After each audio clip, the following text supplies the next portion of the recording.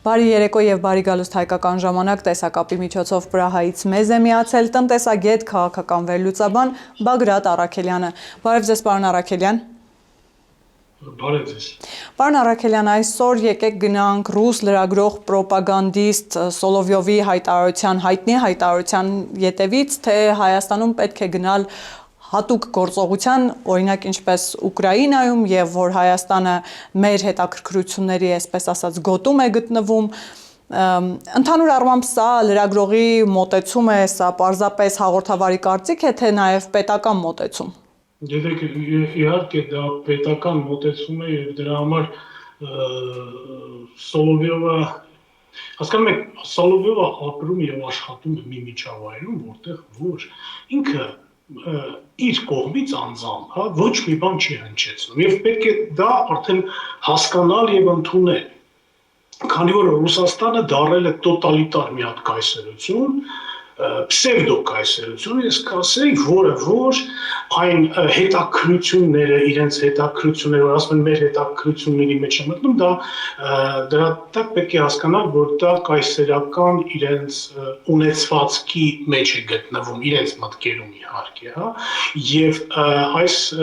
պարագայում Սոլովյովը ընդհանրապես բարձրախոս է, որը որ հնչեցրել է այն մտքերը, որոնք որ առաջին հերթին իրեն թույլ են տվել հնչեցնել եւ երկրորդ հերթին բնականաբար այդ մտքերը կան Ռուսաստանի ղեկավարության մոտ։ Այլապես ինքը ծպտուն անգամ չէր հանի այդ ուղղությամբ։ Այսինքն մենք գործ ունենք ուղղակիորեն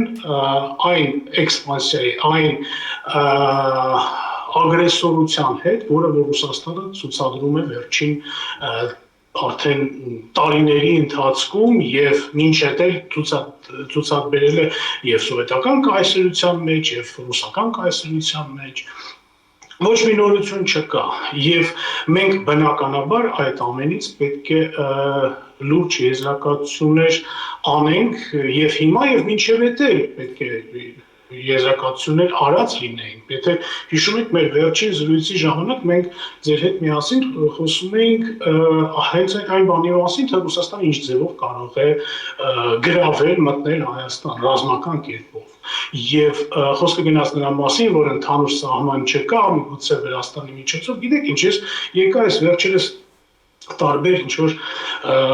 մտածմունքների հետևանքով եկավ եզրակացություն, որ Ռուսաստանը ընդհանուր սահման ունի Հայաստանի հետ եւ մենք այդ ընդհանուր սահմանը գտնվում է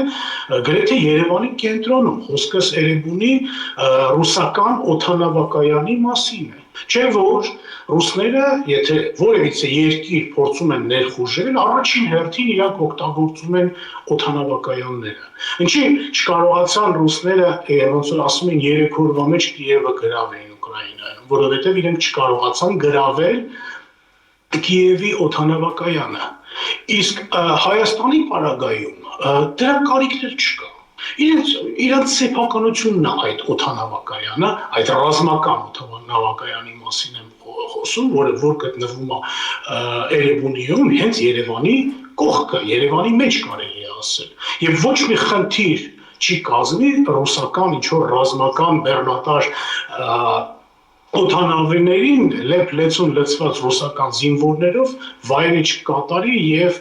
ագրեսիա սկսի Հայաստանում հենց Երևանի կենտրոնից, այսպես ասեմ։ Եվ դրան էլ մենք պետք է պատրաստ լինենք եւ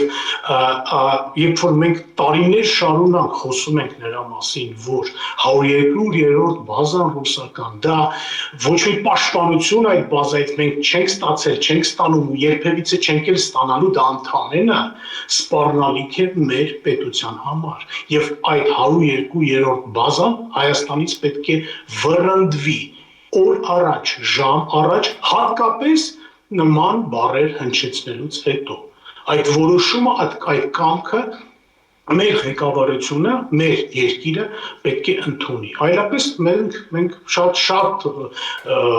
դժգույն հետևանքներ կարող ենք ունենալ։ Պարոն Առաքելյան, բայց նաև հասկանանք, թե ինչու է Սոլովյովը հատկապես ջղաձգվել, քանի որ հայ-ռուսական հարաբերություններում կարծես թե գոնե դիվանագիտական մակարդակում հայտարարվում է, որ այս պահին խութեր չկան, իշխող ուժը բազմիցս հայտարարել է, որ գնում է բալանսավորման եւ բալանսավորված քաղաքականության, այսինքն հարաբերությունները չի ուզում վատթարացնել Ռուսաստանի հետ, նաեւ այդ իմաստով խնդիր չկա։ Հարաբերություններ է ստեղծում նաեւ, այսպես ասած, հարևանների հետ, որոնց հետ ինչ որ իմաստով թշնամական երկրներ են համարվել, նույն Թուրքիայի, Ադրբեջանի հետ։ Այսինքն ինչն է ջղաձգել Սոլովյովին, որտեղ է խնդիրը, ինչ խնդիր են տեսնում, արդյոք խնդիրը կապ ունի 2026 թվականի խորհրդարանական ընտրությունների հետ եւ իրենք հասկանում են, որ այդ ընտրություններում գոնե ազատ թափանցիկ եղանակով վերարտադրվելու հնարավորություն չունեն։ Նկատի ունեմ իրենց սատելիտ ուժերը, տիտղոսային ընդդիմությունը, որը պայքարում է, այսպես ասած, իշխանության գալու համար։ Հիմա որտեղ է խնդիրը, որն է ջղաձգության գլխավոր պատճառը։ Իրենց նպատակը ինչ էր։ Տարիներ շարունակ իրենք Հայաստանում փորձում էին ինչ-որ հեղաշրջում անեն, փորձում էին ինչ-որ հրահրեին մարդկանց, որպեսզի գնային, փորձեին իշխանությունը վերցնել, թեկուզ մի ժամով Հայաստանում գրավել, չգիտեմ, ազգային ժողովի շենքը, կամ ինչ-որ տես մի բան։ Դա հիմք կհանդիսանար Ռուսաստանի համար, որպեսզի այդ վերոնշյալ բեռնատար ինքնաթիռները արդեն Մոսկվայից թռնեին դեպի Հայաստան եւ Հայաստանում ուրեմն այդ քաոսը հանդարտելու համար բան եւ այլն իրենք պատրվակ կգտնեին 100%-ով, հա իրենք ուրեմն իրենց մարդկանց դարձյալ ինչպես դա եղել է վերջին 30 տարվա ընթացքում, հա իրենց մարդկանց կնշանակեն, որոնք որ լուրումունջ իրենց դրած յուրաքանչյուր թուղթը իրենց առջև կստորագրեն եւ լուրումունջ անեն այն ինչ որ իրենց կհրահանգեն։ Դա չի ստացվում եւ այն հրետորաբանությունը, որը որ դինավանագիտական շրջանակներում խոսվում է ինչ-որ հայտարարություններ, եկեք հասկանանք, որ ռեալ քաղաքականությունը, քաղաքական ռեալ իրավիճակը ոչ մի կապ չունի նման հայտարարությունների ինչ-որ բաների հետ, հա։ Միայն եկեք դիտարկենք Հայաստանը վերջին տարիների ընթացքում ինչ քայլեր է ձեռնարկել, մոտիկացել է Եվրոմիության հետ, հա, Եվրոմիության մտնելու հետ օրենք է ընդունել, դիտորդները հրավիրել, դարձյալ Եվրոմիությունից, Տրամփի ուղու նախագիծն է ստորագրել, այսինքն Միացյալ Նահանգներին տրամադրել է հնարավորություն ներկա գտնվելու Հայաստանում եւ ոչ միայն ներկա գտնվելու, այլ ճանապարհաշինությամբ զբաղվելու եւ այդ Տրամփի ուրեմն ճանապարհը անխոչնդոտ աշխատանք ապահովելու եւ այլն, ես չեմ ասում ինչ որ ռազմական ուրեմն վարժությունների, որը որ Միացյալ Նահանգների ուրեմն բանակի հետ Հայաստանը, այդ ամեն ինչը ինչի մասին է խոսում, այդ ամեն ինչը խոսում է նրա մասին, որ Ռուսաստանը իր ազդեցությունը Հայաստանում կորցրել է այս տարիների ընթացքում զգալիորեն կորուստ է ունեցել, հատկապես 20 թվականից հետո, երբ մենք իրենք ապացուցեցին, որ իրենք մեզ արստացիորեն դավաճանել են, որ ոչ մի խաղապահ ուժերի մասին խոսք չէր կարա գնալ Արցախում, որ տեսանք, թե ինչպես ռուսները պարզապես Արցախը հանձնեցին Ադրբեջանին եւ այլն։ Հիմա իրենք այն ջարդած թաշտի առաջ են կանգնած, որը որ իրենք ձեռքով ջարդել են եւ հիմա իրենք մտածում են, լավ, ինչ պետք է անենք, որպեսզի մենք վերադարձնենք, քանի որ Հայաստանի կորուստը Ռուսաստանի համար դա անընդունելի կորուստ է։ Այսինքն այն, որ ասում էին, որ մենք ոչ անգամ նշել են, որ Հայաստանը ֆորպոստ է, որ Հայաստանը իրանց միակ ուրեմն Հարավային Կովկասի ինչ-որ դաշնակիցն է եւ այլն, պսևդո դատարկ խոսքեր, բայց իրենք դիտարկում են Հայաստանը իրոք իբրև սեփական ինչ-որ ֆորպոստ, որտեղ որ իրենք ռազմական ուժեր կարող են տեղադրել, որտեղ իրենք իշխանություն կարող էին փոխել, նշանակել, հրահանգել եւ այլն, հիմա այդ հնարավորությունները խիստ սահմանափակված են Ռուսաստանի համար եւ Ռուսաստանը ամեն ինչ կանի, որպեսզի վերադարձնի այդ ազդեցությունը։ Այն սիլան, այն, որը որ իրանք Պուտինը ստացավ Տրամփից, Տրամփի ուղի բացելու, հռչակելու օրվանից եւ Հայաստանն ու Ադրբեջանը մի սեղանի շուրջ նստածեց եւ ինչ որ խաղաղ թեկուս նախապայմանագիր ստորագրել տվեց, դա էլ էր մեծ ապտակ Պուտինին եւ ինքը այդ ամեն ինչը շատ լավ գիտակցում է եւ մենք պետք է ավելի ռեալ մոտենանք այն իրավիճակի, որը որ օրեցօր ստեղծվում է ոչ միայն Հայաստանում կամ նույնիսկ մեր ռեգիոնում։ Մենք պետք է մի հատ դիտարկենք, թե աշխարհում ինչ է տեղի ունենում։ Մենք խոսում ենք չէ հայտարարությունների մասին։ Ինչ հայտարարություն, եթե Պուտինի համար ոչ թե հայտարարությունը, այլ պայմանագիրը ոտնահարելը ոչ մի խնդիր չի հանդեսանում։ Յուրաքանչյուր պայմանագիրը ինքը արդեն թքած ունի այն աշխարհակարգի վրա, որը որ ստեղծվել էր երկրորդ համաշխարհայինից հետո։ Եվ այսօր ինքը այդ աշխարհակարգն է ոտնահարում։ Եվ դիմաց իրեն սկսել է նույն process-ը ինչ որ չափով, հա, Դոնալդ Թրամփը, որովհետև ինքը այն քաղաքական մոտեցումը ունի, որ բիրտ ուժի դիմաց ինքը նույն բիրտ ուժն է կիրառում, ինչ որտեղ ես իրեն հասկանում եմ։ Եվ նման իրավիճակում մենք պետք է հասկանանք, թե մեր ապագան որն է եւ մենք ճիշտ քայլեր ձեռնարկենք այսօր։ Վենեսուելայի դեպքերը նկատի ունեք, պարոն Առաքելյան ասել է, որ Թրամփն էլ է անցել նույն Գիտեք, ոչ միայն Վենեսուելայի դեպքը դա ավելի փոքր ինչ որ դա ընդհանրեն ինչ որ գնացին, առևանգեցին, բերեցին, հայ, դեռ Վենեսուելայում Միացյալ Նահանգները ոչ մի լուրջ հարց չեն լուծել։ Բացի նրանից, որ Մադուրոին իր կնոջ հետ ուրեմն հիմա տեղափոխել են Նյու Յորքի բան։ Բայց իրենք լուրջ հարց հենց երկրի հետ կապված չեն լուծել, քանի որ կարգը մնացել է Վենեսուելայի եւ դեռևս ես այնտեղ չեմ տեսնում որևիցե քաղաքական լուրջ փոփոխություններ։ Ինչը որ չեմ կարող ասել, ասենք Իրանի, մեր հարևան Իրանի մասին, Վենեսուելան մեզանից հեռու է, Իրանը մեր սահմանակից երկիրն է։ Իսկ Իրանում հեղափոխությունը հավանական համարում եք, պարոն Առաքելյան, հեղափոխության սցենարը։ Գիտեք, այն որ Իրանում տեղի է ունենալու հեղափոխություն եւ փոփոխություններ, միգուցե դա հեղափոխության ձևով չլինի կամ ուրիշ ձևով լինի։ Ես դրա մեջ կասկած չունեմ եւ չեմ էլ ունեցել։ Եթե դարձյալ բարձրացնենք մեր ծրույցները շուտվա, հա, ես բազում անգամ խոսել եմ նրա մասին, որ վաղ թե ուշ Իրանը դառնալու է դեմոկրատիկ պետություն։ Ինչի՞ եմ ես այդ զարգացությունը արել։ Որովհետեւ ես հասկանում եմ, որ Իրանում բնակվում է բավականին լուրջ մեծ գերակշիռ զանգված մարդկանց, որոնք որ կրթված են, որոնք որ հետամնաց չեն, որոնք որ շատ լավ հասկանում եւ տեսնում են, թե աշխարհում ինչ է կատարվում եւ Իրանը ամենայն հարգանքով, չգիտեմ, նույն արաբների կամ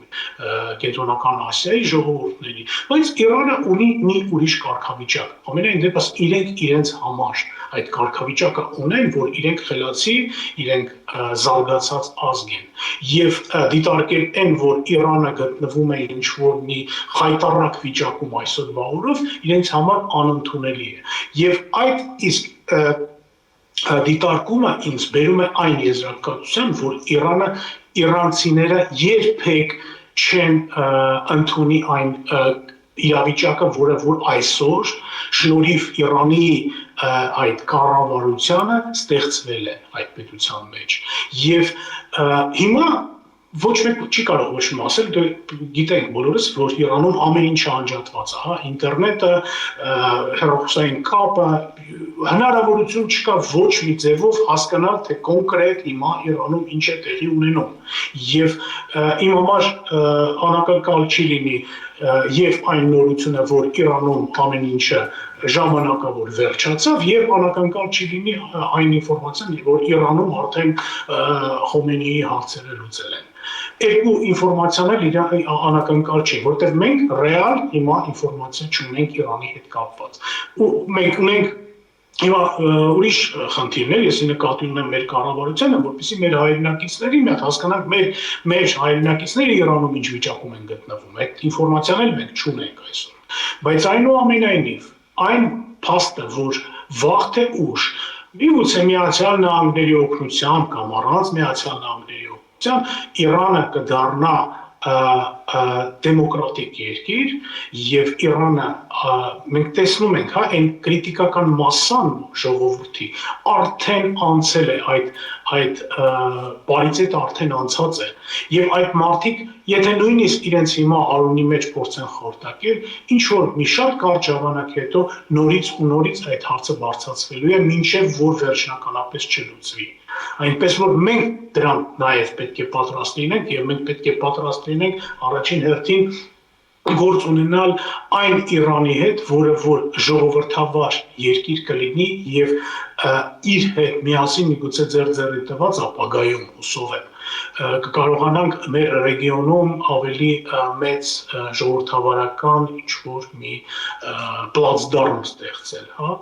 նույն եվրոպական երկրների համար, Միացյալ Նահանգների համար եւ Միացյալ Նահանգների հետ համար չէ կներեք ուրիշ բառ օգտագործեցի, իրենց հետ միասին Այսինքն հիմա Իրանը հարցականի տակ է, բայց վաղ թե ուշ Իրանում դա տեղի ունենա։ Պարոն Առաքելյան, բայց եկեք համաձայնենք, որ տարածաշրջանում կան նաև երկրներ, որոնք դրանում հետաքրքրված չեն առնվազն, նույն օրինակ Ռուսաստանը,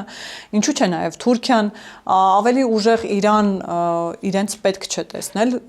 առհասարակ պետք չէ եւ նման թուլացած վիճակում Իրան եւ կամ ոչ դեմոկրատ Իրան,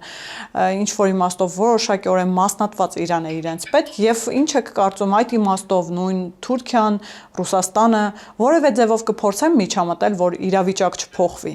Նկատի ունեմ, որպեսի պրոդեմոկրատական իշխանություններ կան եւ կամ պրոարևմտամետ։ Գիտեք, եթե գործի մեջ խառնվի Միացյալ Նահանգները խառնվել եւ Դոնալդ Թրամփը, ինչպես որ ինքը գրեթե ամեն օր ինչ որ tweet է գրում, որ հեսա արդեն շուտով ես չգիտեմ ինչ որ լուրջ գործողությունների կանցնեմ Եթե նման գործողություններ տեղի ունենան, ապա համոզված եմ, որ ոչ Ռուսաստանը, ոչ էլ նամանավան Թուրքիան չի համարձակվի խառնվել այդ process-ների մեջ։ Ռուսաստանը չի խառնվել այդ process-ների մեջ, որովհետև այսօր Ռուսաստանը ոչ թե ինչ-որ Իրանի պաշտպանության խնդիր կարող է ունենալ, ինքը այսօր խնդիր ունի իրենց սեփական ուրեմն այդ նավթատար նավերը պաշտպանության մեջ, որ Միացյալ Նահանգները կարողանում են մեկ ուղղաթիռով նավթատարը ռուսական դրոշով նավթատարը ուրեմն գրավելու այն պարագայում, որ այդ նավթատարի բառացիորեն կողքը գտնվում է ռուսական ռազմական նավը կամ Սյուզանավը եւ իրենք չեն համարձակվում ինչ որ նույնիսկ իրենց ներկայությունը արձանագրեն, հա, նման պայմաններում։ Ինչը վերաբերվում է Իրանին, բնականաբար Ռուսաստանը այսօր այնքան է խորասուզված իր խնդիրների մեջ, կապված նույն Ուկրաինայի հետ, որ ինչ որ լուրջ օգնության մասին Իրանին, ռազմական օգնության մասին է խոսք անգամ գնալ չի կարող։ Միակ օգնությունը, որ Ռուսաստանը կարող է տրամադրել Իրանին, դա հերթական ուրեմն Մոսկվայի շենքերից մեկում բնակարան հատկացնի Խոմենեին եւ իր մտերիմներին բնակարաններ, որպեսզի իրենք տեղափոխվեն այնտեղ ու այնտեղ իրենց ուրեմն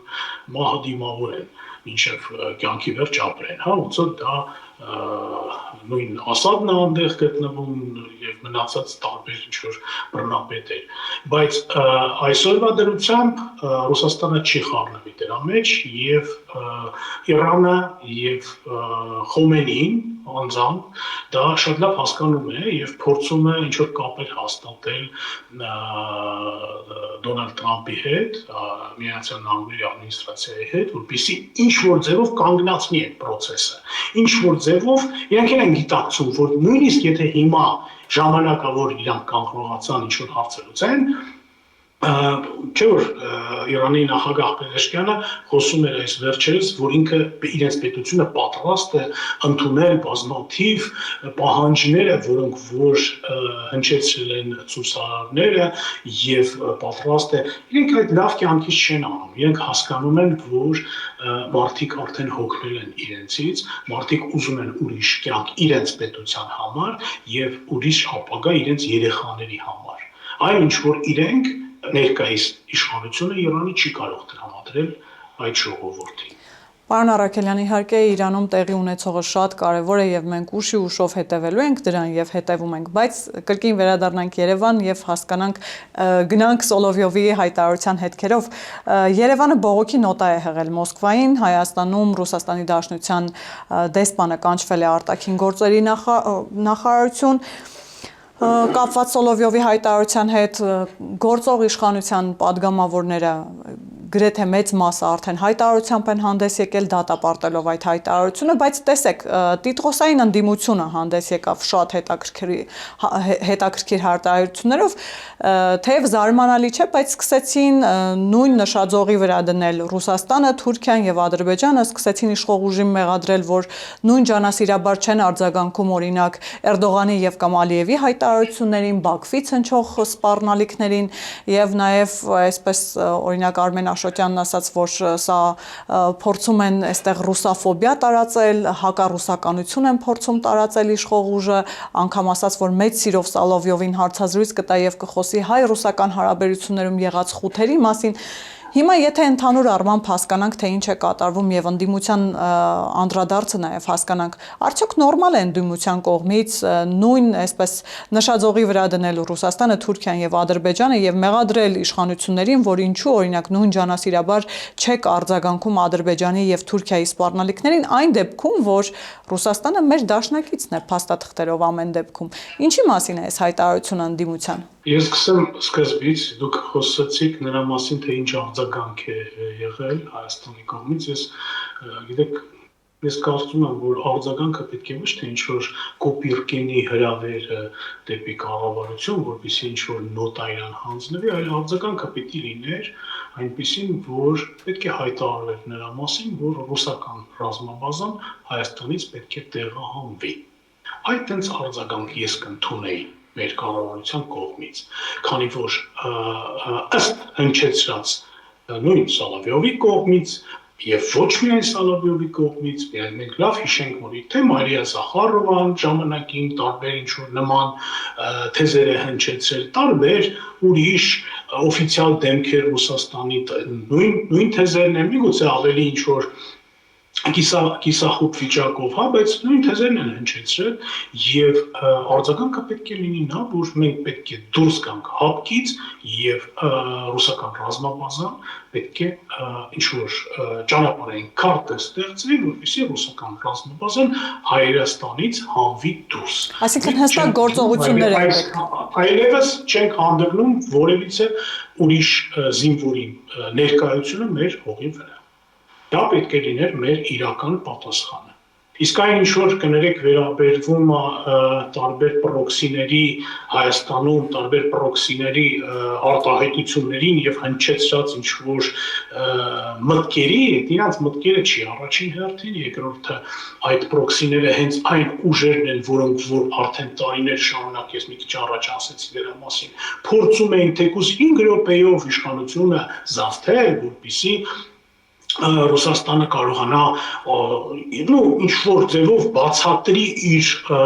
ներխուժումը, ռազմական ներխուժումը դեպի Հայաստան։ Այդ ֆունկցիան իրանք չեն կարողանում ինչքան ժամանակակատարեն, այդ պրոքսիները, բայց այնուամենայնիվ հույսերը չեն կորցնում, քանի որ մենք տեսնում ենք, որ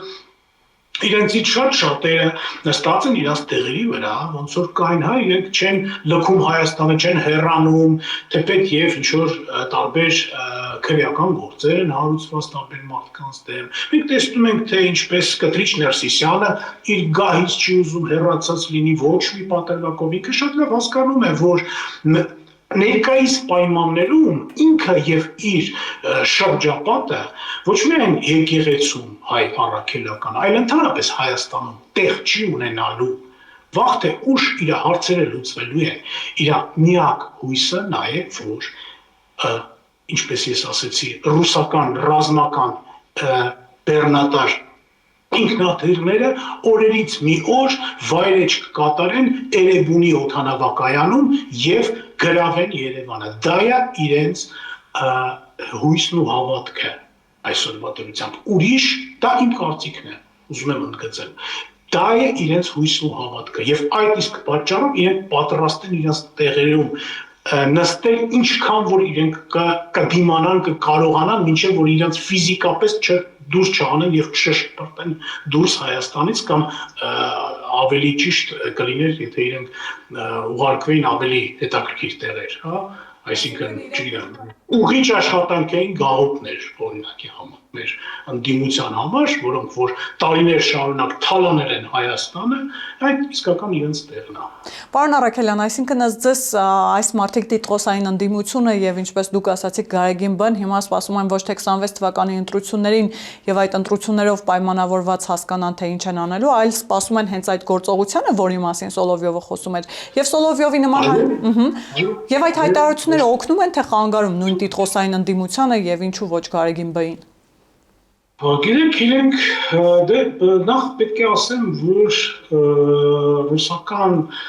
գաղտնի ծառայություններ անվանենք դա, թե ինչ-որ ՖՍԲ-ներ, թե ԿԳԲ-ներ, հա, վերջին ժամանակի ընթացքում, վերջին տարիների ընթացքում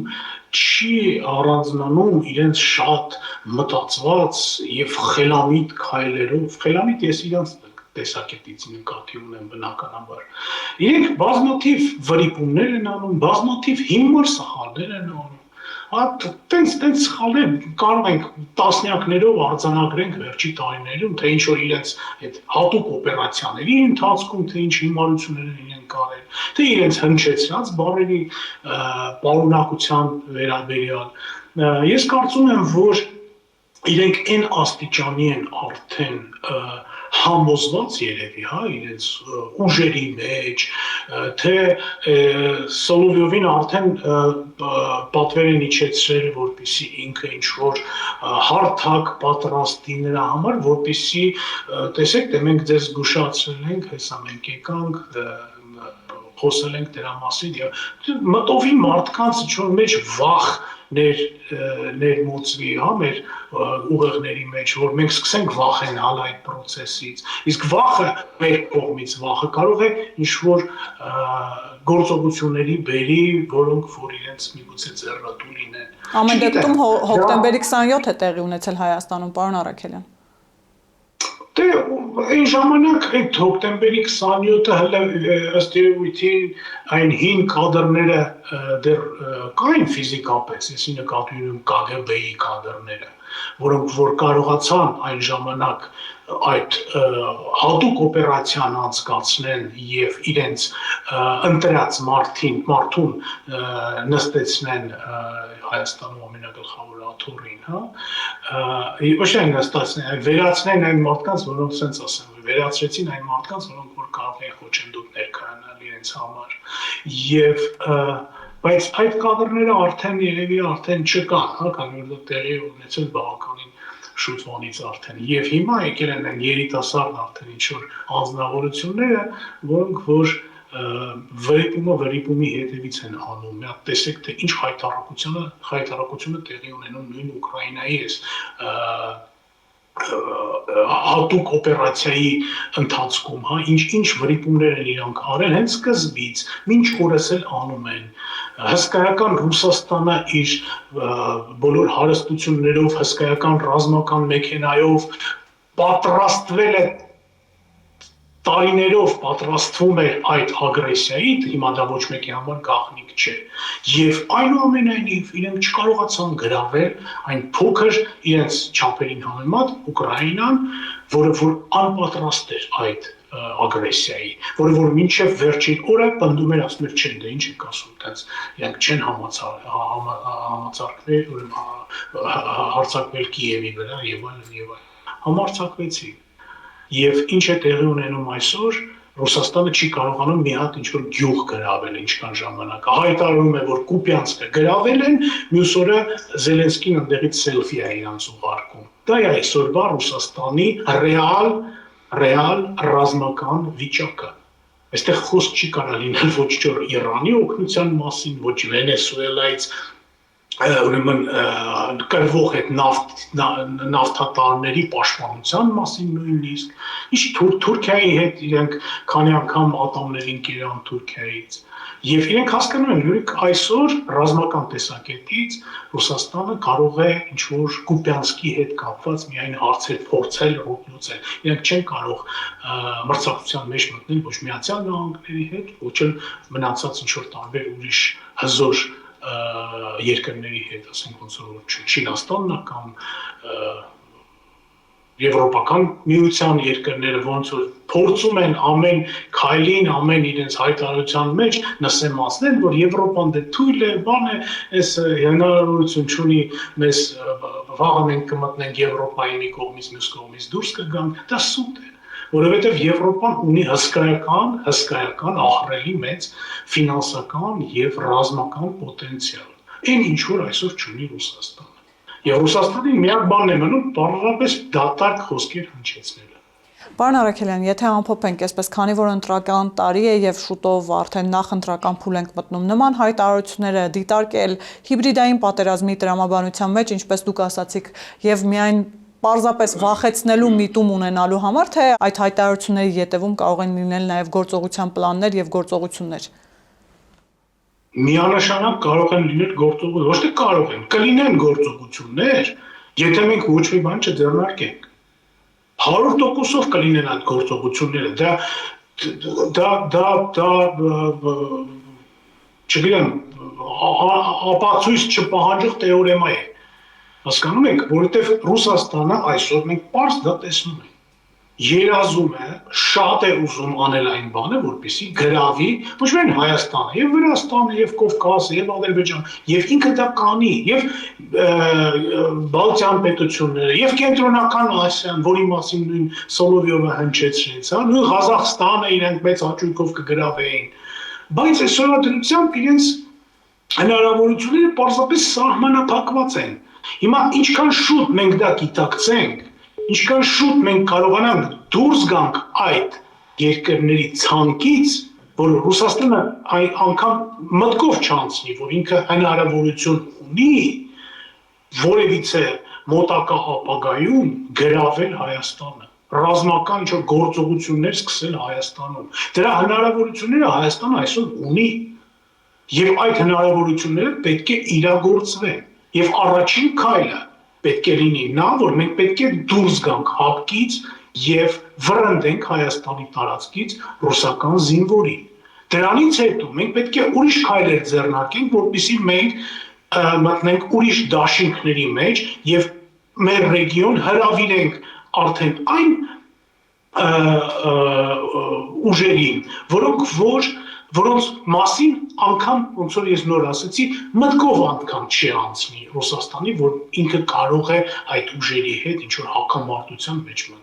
Խոսքս եւ Եվրոմիության մասին է եւ Միացյալ Նահանգների մասին։ Որոշ չափով Միացյալ Նահանգները արդեն թեկուս իլյուզոր, բայց հիմա ինչ որ մասնակցություն արդեն սկսում են ունենալ Հայաստանում։ Խոսքս էլի նույն Տրամպի այդ ուղու մասին է։ Դա պետք է զարգացնել, դա պետք է խորացնել եւ վերջնականապես սենց ասեմ, հա, մենք կարող ենք հանգիստ, քիչ թե շատ, մի քիչ հանգիստ կարգավիճակում գտնվել այն ժամանակ, երբ որ Հայաստանում տեղակայվեն, ասենք, Ֆրանսիայի եւ Միացյալ Նահանգների ռազմաբազաները։ Այն ժամանակ մենք կարող ենք հանգիստ մի քիչ արտաշնչել են բանով, որ Ռուսաստանի մտքով անգամ չի անցնի, որ Հայաստանը ինքը կարող է գրավել։ Եվ Սալավյովի լեզուն կներեք փակ կանգնի նման բան արտահայտելուց։ Շնորհակալ եմ, պարոն Արաքելյան։ Խնդրեմ։ Հիշեցնեմ, որ Պրահայից տեսակապի միջոցով մեզ էր միացել տնտեսագետ, քաղաքական վերլուծաբան Բագրատ Արաքելյանը։ Կհանդիպենք։